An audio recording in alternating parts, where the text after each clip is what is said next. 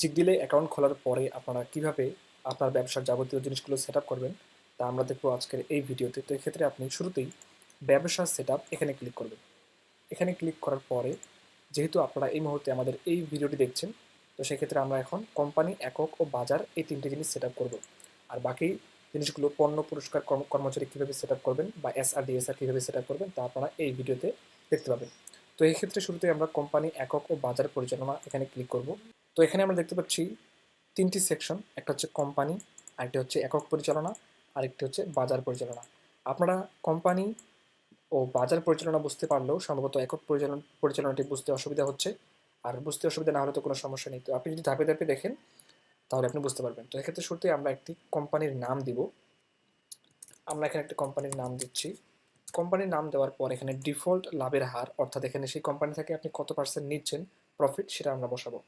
তো এখানে আমি একটি দিয়ে দিলাম 6% দিয়ে কোম্পানি যোগ করুন, এখানে ক্লিক করব। দেখতে পাচ্ছেন এখানে আমাদের একটি কোম্পানি সংরক্ষিত হয়ে আছে বা হয়ে গেছে। তো এটি আপনি চাইলে ডিলিটও করতে পারবেন, ডিলিট করে পুনরায় অ্যাড করতে পারবেন। তো এক্ষেত্রে আমি আরেকটি কোম্পানি বসাবো, সেটি হচ্ছে কেয়া। এরপর এখানে আমি 5 অর্থাৎ লাভের হার দেওয়ার পরে কোম্পানি যোগ করুন ক্লিক করলাম। দেখুন এখানে আপনি দেখতে পাচ্ছেন আমাদের দুইটি কোম্পানি যোগ হয়ে গেছে। আপনি চাইলে বানান ভুল হলে বা পার্সেন্টেজ ভুল হয়ে গেলে আপনি ডিলিট করে পুনরায় লিখে কোম্পানি যোগ করুন ক্লিক করতে পারবেন। তো এভাবে আপনি কোম্পানি যোগ করবেন। এরপরে আমরা দেখব বাজার কীভাবে আপনি যোগ করবেন। যেহেতু সপ্তাহে 7 দিনে 6 দিনেই আমাদের মার্কেট খোলা থাকে, বিশেষ করে ডিলারশিপ ব্যবসার ক্ষেত্রে।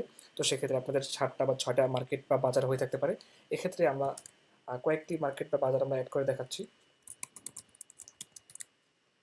এখানে আমি আমার বাজারের নাম লিখে বাজার যোগে ক্লিক করলাম, অথবা আপনি আপনার কিবোর্ডের ইন্টার প্রেস করতে পারেন। এরপরে আমি আরও কিছু বাজার লিখে আপনাদেরকে দেখাচ্ছি। আপনাদের প্রয়োজন অনুযায়ী আপনারা আপনাদের যতটি বাজারের প্রয়োজন হয় তা এখানে লিখে যোগ করবেন।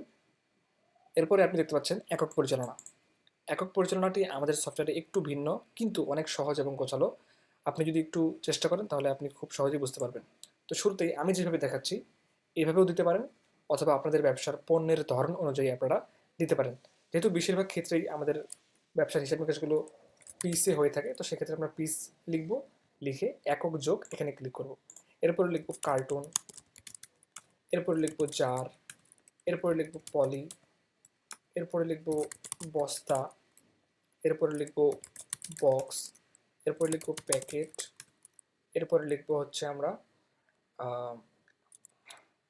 আমার জানার মতো এই কয়টি প্রয়োজন হয় সাধারণত। যদি আপনাদের আরও বিভিন্ন ধরনের পণ্য থেকে থাকে তো সেই অনুযায়ী আপনারা এখানে এখানে আমি যদি জোড়া দিয়ে থাকি, অনেক কিছু আছে যে সেটা হচ্ছে এক জোড়ায় বিক্রি হয় বা 2 জোড়ায় বিক্রি হয়। তো আমাদের এই একক সিস্টেমটি আপনাদের বুঝতে অসুবিধা হলে আপনারা আমাদেরকে ফোন করবেন, আমরা আপনাকে বুঝিয়ে দেবো, সমস্যা নেই। তো যেহেতু আমরা এখন কোম্পানি, একক পরিচালনা এবং বাজার পরিচালনা প্রত্যেকটি আমরা ভালোভাবে দিতে পেরেছি বা সেট করতে পেরেছি। তো এই হচ্ছে আমাদের আজকের ভিডিও, কীভাবে আপনি কোম্পানি, একক ও বাজার পরিচালনা করবেন।